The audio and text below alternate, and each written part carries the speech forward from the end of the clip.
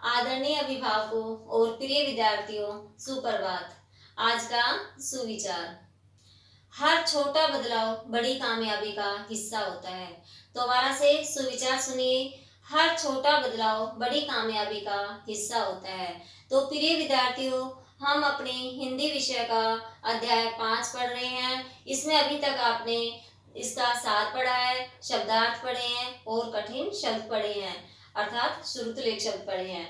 और अब हम इसके प्रश्नोत्तर पढ़ेंगे। तो देखिए, पहला हमारा जो प्रश्न है, सबसे पहले शीर्षक था हमारा इसमें मिठाई वाला और लेखक है भगवती प्रसाद वाजपेयी। और इसके बाद हमारा प्रश्न फर्स्ट देखिए, मिठाई वाला अलग अलग चीजें क्यों बेचता था और महीनों बाद क्यों आता था। तो मिठाई वाला अलग अलग चीजें क्यों बेचता था और महीने बाद क्यों आता था, आइए इसका उत्तर जानेंगे। मिठाई वाला अलग अलग चीजें इसलिए बेचता था कि बच्चे एक चीज से ऊब न जाए और बच्चों में उत्सुकता बनाए रखने के लिए वह महीनों बाद आता था। साथ ही चीजें ना मिले या ना मिलने से बच्चे रोए, ऐसा मिठाई वाला नहीं चाहता था। तो हमारा जो पहला क्वेश्चन है ये आपको शायद समझ में आ गया होगा कि मिठाई वाला अलग अलग चीजें क्यों बेचता था, क्योंकि वह बच्चों में उत्सुकता बढ़ाना चाहता था और बच्चे एक चीज से बोर ना हो जाए, इसलिए वह अलग अलग चीज बेचता था। दूसरा क्वेश्चन है हमारा, मिठाई वाले में वे कौन से गुण थे जिसकी वजह से बच्चे तो बच्चे बड़े भी खींचे चले आते थे। तो देखिए उत्तर, मिठाई वाला अत्यंत स्नेही व भावुक व्यक्ति था और वह अन्यों से भी कम दामों पर अत्यंत मधुर वाणी में स्नेह से परिपूर्ण व्यवहार से बच्चों को ही नहीं बड़ों को भी आकर्षित करता था। तो इसका कहने का अर्थ है कि मिठाई वाला एक अत्यंत स्नेहिल, प्यार करने वाला, अच्छे मधुर स्वर में बोलने वाला और भावुक व्यक्ति था, जिसका हृदय पिघल जाता है। कोमल हृदय वाला, एक तरह से भावुक मतलब कोमल हृदय वाला था और वह हर किसी को अपनी ओर आकर्षित करने के लिए मधुर स्वर में बोलता था। एक तरह से उनके भाव विचार थे वो बहुत ही मधुर थे, तो इसलिए उनके व्यवहार को देखकर हर कोई उसकी ओर आकर्षित हो जाता था। तो आइए अब हम तीसरा प्रश्न पढ़ेंगे।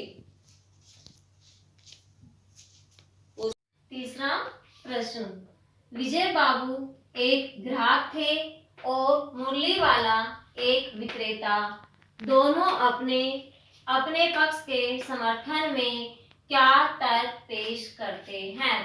तो ये है बेटा, विक्रेता का अर्थ होता है बेचने वाला।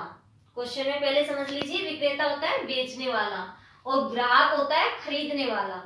तो इसमें विजय बाबू था, वो तो ग्राहक था, खरीदने वाला था, और मुरली वाला था जो वो बेचने वाला था एक तरह से।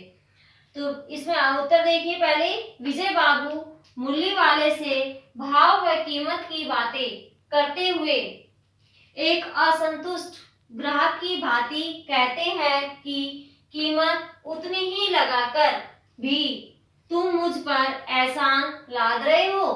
मुरली वाले को अत्यंत आश्चर्य होता है कि भले ही दुकानदार कितनी हानि उठाकर कम कीमत पर सामान क्यों ना बेचे, परंतु ग्राहक को हमेशा यही लगता है कि दुकानदार उसे लूटकर उस पर अत्याचार कर रहा है।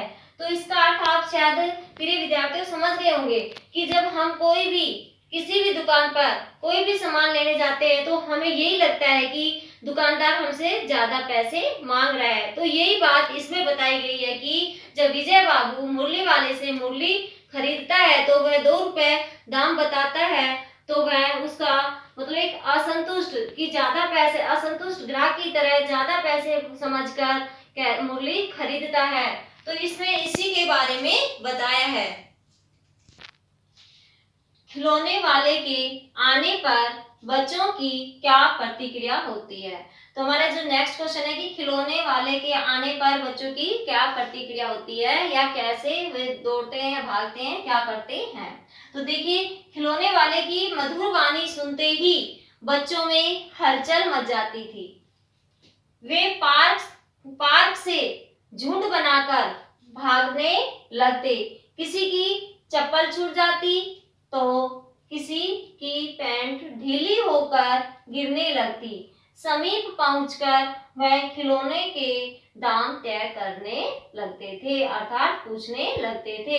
तो बेटा कोई भी हो, जब हमारी भी गली में जब कोई खिलौना वाला बेचने वाला आता है या कुछ और चीजें बेचने वाला, तो हर बच्चे यही देखते हैं कि क्या बेच रहा है, चलो देखते हैं बाहर जाकर। इस तरह से मतलब मन में ये भाव अपने आप ही आ जाते हैं, ये उत्सुकता अपने आप ही बढ़ने लगती है। तो इसमें भी ऐसे ही बच्चों की उत्सुकता बढ़ जाती है खिलौने देखकर, और वो जैसे भी जहां भी जिस जगह पर भी खेल रहे हैं वैसे ही दौड़कर खिलौने वाले के पास जाते हैं या मुरली वाले के पास जाते हैं। फिर चाहे किसी की चप्पल ही क्यों ना टूट रही हो या किसी की पैंट ही क्यों नहीं ढीली हो जाती है, लेकिन वो खिलौने वाले या मुरली वाले के पास पहुंचते हैं और उनके दाम पूछते हैं। तो आइए प्रिय विद्यार्थियों, अब नेक्स्ट क्वेश्चन देखते हैं। प्रश्न 5, रोहिणी को मुरली वाले के स्वर से खिलौने वाले का स्मरण क्यों हो आया। स्मरण मतलब याद आ जाना एक तरह से। तो रोहिणी को मुरली वाले के स्वर से खिलौने वाले का स्मरण इसलिए हो आया क्योंकि वह खिलौने वाले की भांति अत्यंत मधुर आवाज में पुकारता, वही करुण भाव, स्नेहिल प्रवृत्ति व आकर्षक आवाज, यह सब देखकर उसे खिलौने वाले का स्मरण हो आता है। कहने का अर्थ है कि जो मुरली वाला था वो एक तरह से खिलौने वाले व्यक्ति की तरह ही भावुक, स्नेहिल और प्रवृत्ति वाला व्यक्ति था, और उसी का तरह उसी मधुर आवाज में वह बोलता था। तो इस तरह से रोहिणी को मुरली वाले के स्वर का स्मरण हो आता है। तो आगे देखिए, दादी की बात सुनकर मिठाई वाला क्यों भावुक हो गया था। उसने इन व्यवसायों को अपनाने का क्या कारण बताया। तो देखिए उत्तर प्रिय विद्यार्थियों, दादी की बात ने मिठाई वाले